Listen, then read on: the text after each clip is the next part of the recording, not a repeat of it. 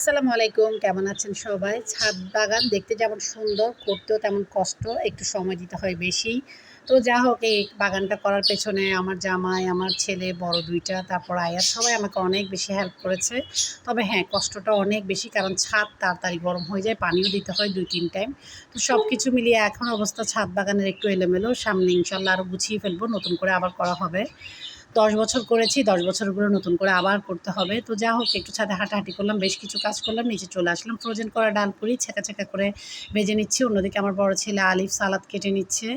আর আজান হচ্ছে, চা বানানোর প্রিপারেশনটা নিচ্ছে। আমরা যখন সকালে নাস্তা বানাতে আসি, আমরা মা ছেলে ৪ জন একসাথে কাজ করি। তো দেখা যায় কি, কাজটা করতে, করতে অনেক গল্পগুজব হাসাহাসিও হয়, আর কাজটা করতে অতটুকু কষ্ট লাগে না বা বোরিং লাগে না।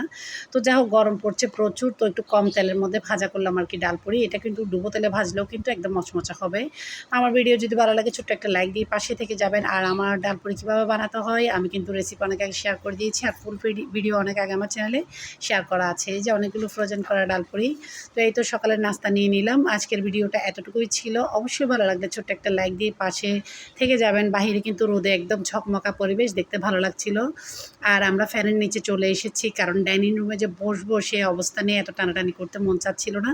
আজকের জন্য এতটুকু, সবাই ভালো থাকবেন। আল্লাহ হাফেজ।